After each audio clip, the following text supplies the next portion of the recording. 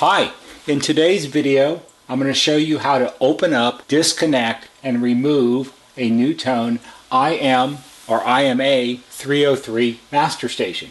So what we have here is this is an IMA303 master station. It was manufactured in 1978, and I'm going to show you how to open it up and disconnect it so you can remove it if you need to send it in for repair. You only need a few things to do this. You're going to need a standard flat screwdriver. You're going to need a Phillips screwdriver. You're going to need some tape of some kind. This is regular blue painter's masking tape. And you're going to need a felt marker or a pen or something to write with. An IM or an IMA303 are one of the easiest models that there are to disconnect. There's very little that you have to do, but I'm going to walk you through it to make it a little bit easier. So what we have here is the master station. It's held against the wall with a little pin right up here at the top, and the first thing we have to do is remove the pin so we can fold the master station down. So right here you can see the pin that holds it in place. Sometimes you can pull these out with your fingers, but sometimes they've been stuck in there for a really long time and it's really hard to do. So I'm going to use the flat screwdriver, and all you have to do is carefully sort of wedge it under the head of the pin and twist it a little bit, which will pry it up. And then usually once you get it up a little bit, you can grab it with your fingers and pull it out. However, this one doesn't want to come out, so we're going to finish prying it up the rest of the way with our screwdriver.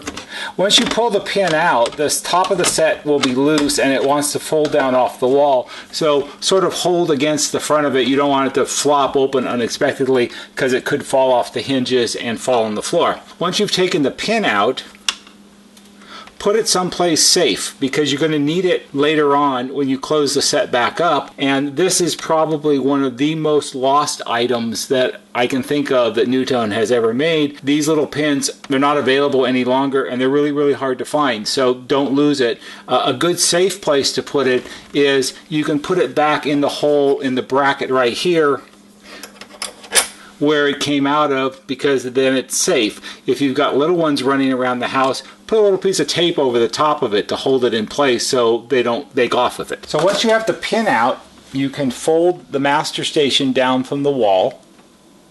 It is supported by two hinges down here on the bottom.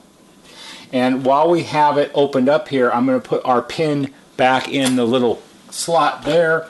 And since little ones might come around, you never know, grandkids show up sometimes, we'll put a little piece of tape over the top of it like this to make sure it doesn't get lost.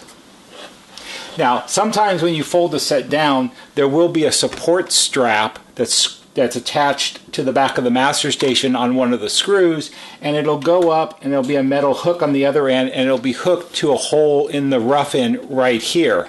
This particular unit doesn't have a support strap, so we'll be careful to make sure it doesn't flop off the hinges and fall onto the workbench. If yours has a support strap, all you have to do is unhook the metal hook through the hole here, and that will be fine. So let's do a brief overview of what we're looking at, and then we'll get to disconnecting it. In looking at the back of the set, here we have the AM/FM tuner assembly. Here we have the Intercom talk, listen, or control module. This is the main circuit board, which contains the power supply, the amplifier, and other circuitry that makes the intercom system operate. Down here we have our input selector switch, our on-off volume control, our intercom control switches here on the master station, our tone and volume control adjustments, the terminal board, which is where all of the wiring from all of the remote speakers are connected, and under here, under this gray ribbon wire, we have the speaker.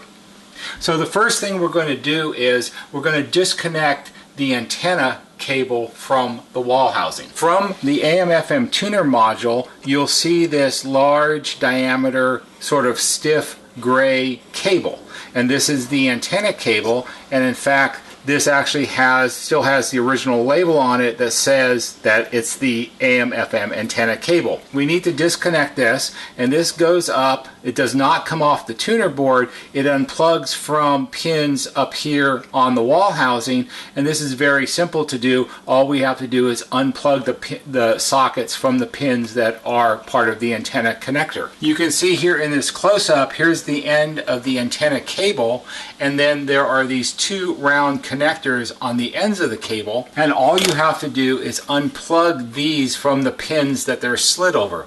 Now you'll notice that one of the connectors is soldered onto the heavy white part of the cable, and the other one around here on the back is sort of on this twisted wire. It's a little hard to see. The twisted wire is right here, and the reason they did that is it allows you to unplug the one on the twisted wire first, and all you have to do is pull it down and it popped right off. And see, this one is flexible, so this one is not as flexible. So if you unplug this one first, it makes it easier to unplug that one. And that's really all there is to it. There isn't a lot to undo to get the antenna disconnected. Since your set might be gone for a couple of weeks altogether, it's a good idea, especially if you've never done this before, and if your original antenna cable doesn't have the label on it, to take a piece of blue tape and you can wrap it around the cable,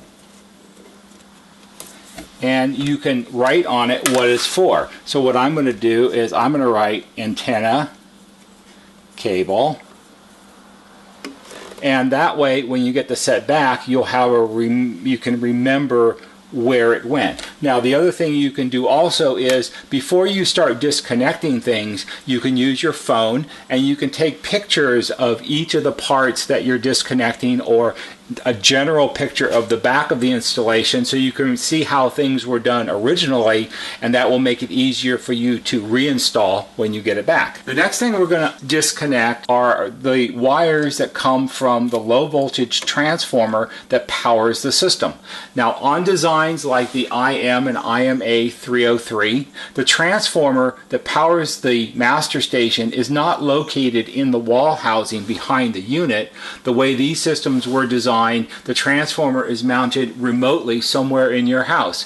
It could be in the garage, it could be in the furnace or water heater closet, it could be in your basement for you folks who have basements. We don't have that here in California very much. It could be on the ceiling of a coat closet or bedroom closet, or some usually nearby place. They're not technically supposed to be in attics, but I know some people have really big attics that you can walk around in, and that's okay to do apparently, and you can do that. It could be up there also. So what you need to do is locate the cable that the wires are connected to, and they're usually these two white wires, and they'll be somewhat twisted together. This one fortunately still has the orange label that says warning, low voltage only, do not connect these leads to 110 volt line power. These are the low voltage wires that go to the switch, and they're connected to this white cable which has a red and a black wire in it that would run down. It looks like it's going down in this installation, so it's probably going down to the basement, and that's where the transformer is located. The way these wires will be spliced together depends entirely on how the installer who put the system in decided to do it. In this particular case, the installer, probably an electrician, used some orange plastic wire nuts. He could have also used smaller blue wire nuts, or sometimes really small gray wire nuts, and sometimes if it was done by maybe a low voltage installer or a regular NuTone guy, they might have little crimp connectors. So whatever kind of connector you have, you need to remove the connectors from the ends of the wires so that you can separate where the wires are twisted together. So in this case, we're going to untwist the orange wire nut cap. We're going to take the black wire and the white wire that's a part of the master, and we're going to pull them apart to remove the power. Now sometimes you can put the connector back on, and like in this case we can twist it and it will stay. Sometimes with a single wire it may not want to stay on tightly, and if that's the case, you can simply, let's say that this doesn't want to stay on, you can put that aside, and again you can take a little piece of your blue tape, you can fold the wire back on itself like this and put a piece of blue tape around it. And if you're going to do that, you can write either transformer or you can write power, PWR, to remind you that's where it goes. So we've done one, and now we'll do the second one. And we'll disconnect that. And we'll do that the same way. We'll just fold it back, and we'll put a piece of tape on it.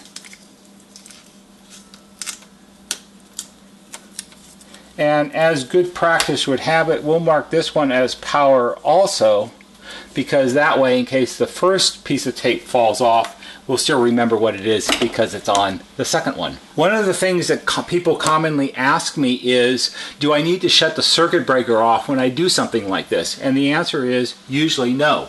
This is a 16-volt system. The electricity that comes from the transformer that powers the IM or IMA303, it's only a 16-volt transformer. It's the same size of transformer and the same amount of electricity that would make a standard doorbell work. So you don't need to turn the power off to disconnect these wires. It's always good to make sure that if you disconnect both of the white wires from the red and black wires, that you don't want the wires touching each other, because then there'll be little sparks and that could damage your transformer in theory, although it probably won't. And also, the other thing you don't want to do is even with 16 volts, you don't want to drop live lines with electricity in them onto the back of the intercom, because that could short something out and cause some damage. So caution and care and thoughtfulness is important, but no one's going to get electrocuted doing something like this. The next thing we're going to disconnect is the grounding wire. So the grounding wire is this green in quotes. This has faded a lot. It was a lot more green when it was new. So this is the green ground wire, and if you follow it up out of the little holder where the transformer wires are on the master station, if you follow it up, you'll see it goes around and it's underneath this screw on one of the hinges. We need to disconnect that. So what we're going to do is we're just going to take our screwdriver, we're going to loosen the screw and remove the connector out from underneath the screw. So all we have to do, here's our grounding wire and here's our screw. We're just going to loosen it a little bit, and while we do this, we're sort of going to support the front of the faceplate a little bit, because now the hinge is loose a little bit and we don't want it sliding and falling and dropping the master. So all you have to do is slide the spade connector out from under the head of the screw, and then we'll tighten the screw back down so the hinge stays in place. Again, we're going to mark the wire with our tape because that's good practice. Again, you can take a picture of it if you want to, and we'll mark it as ground, GRN, which also could stand for green, but in this case it's going to mean ground. And now the ground wire is disconnected. Oh, also, don't forget, keep your little wire connectors from your transformer wires, your orange or whatever kind of wire nuts you have, or little crimp connectors or whatever they are. You need to put them in a safe place. I wouldn't recommend just sitting them in the wall housing like this, because they're going to fall down inside the wall and then you won't be able to find them. So put them in some safe place so you know where they are. Alright, so we're almost done. We have two more things to disconnect. We have to remove the terminal board, which is this board on the bottom corner of the faceplate. And if you look at the top of the terminal board, there'll be a multi-wired cable of one kind or another that comes off the top of the terminal board and travels across the back of the speaker area and down into a plug on the main board. So when you're looking for the cable that connects the terminal board to the socket on the main board, if you're looking for this cable, there are actually 3 different styles of cable that NuTone used over the years. The earliest sets, the IM303s and the early IMA303s, they have a wire cable that looks like this. This is an IM303 terminal board, and it has all of these these different colored individual wires that are all sort of twisted together into a bundle. And this is what you would see traveling across the back of your master station instead of the gray cable.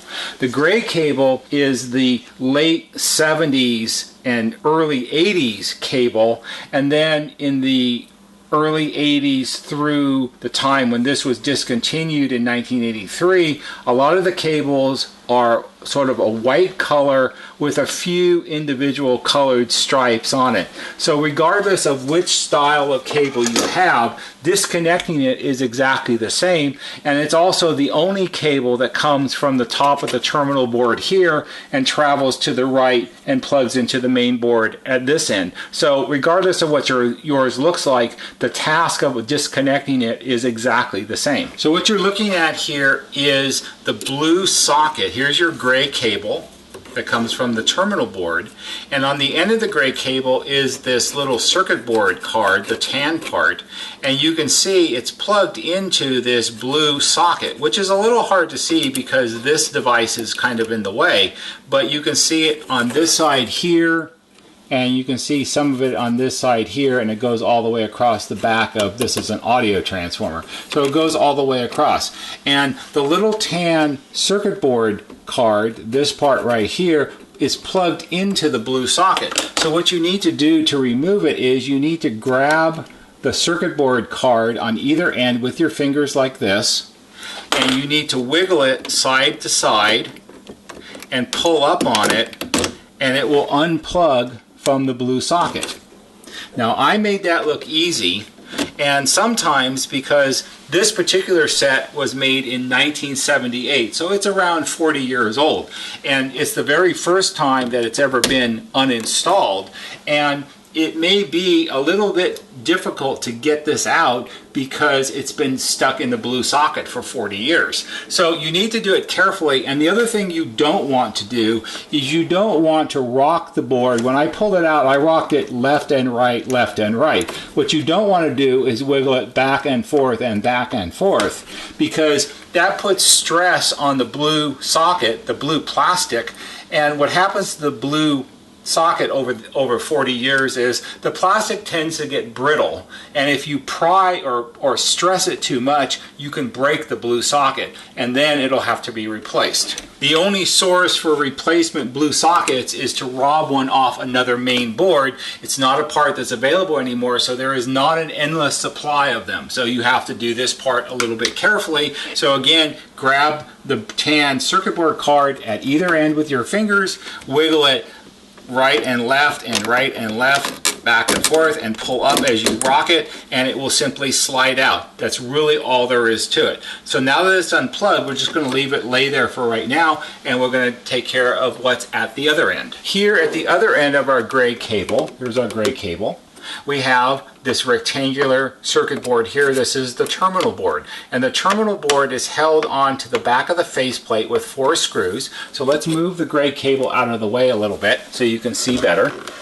And the 4 screws are in the corners. They are Phillips head screws, whereas all of the other screws on the board will be slotted screws. So here's 1 screw here, there's 1 in this corner down here, 1 right here, and 1 right here. So the terminal board is where all of the wiring from all of the remote speakers are connected. And terminal boards on IM and IMA303s, they're a very small board with lots of screws and lots of wires. So NuTone had a good idea about how this was designed. So in the case that the set had to be serviced, you didn't need to disconnect all of the wires. All you have to do is remove the terminal board from the master station. And to do that, all we're going to do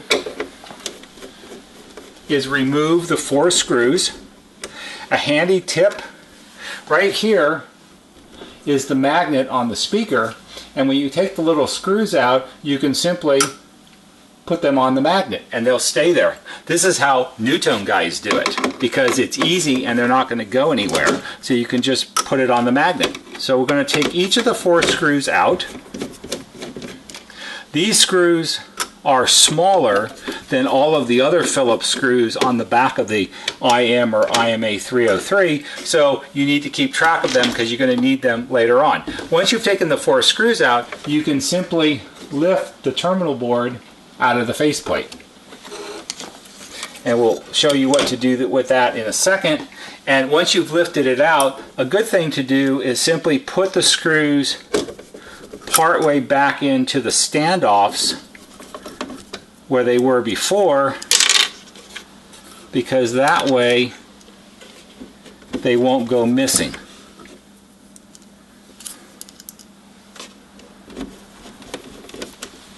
Just like that. So once you've lifted the terminal board out of the faceplate, here's the front of it, and we'll talk about that in another video. All you have to do is sort of fold the gray cable around it to protect it, and you can sit it back into the wall housing like this, and it'll just sort of stay there, and that's fine until you get the set back and you need to put it back in. Once you've done that, all you have to do is sort of tuck your wires back into the back of the faceplate. We'll take our transformer wires and we'll sort of put those into the wall housing to get them out of the way a little bit also. And now all you have to do is lift the set off the hinges. So to do that, tilt it up just a little bit, and all you have to do is lift it up, and it will release from the hinges here. The hinges each have these long round metal pins, and they fit into these half moon slot hinges on the bottom of the set, and that's what holds it in place. So when it comes time to put this back in, you do it just the opposite. You tilt it up a little bit,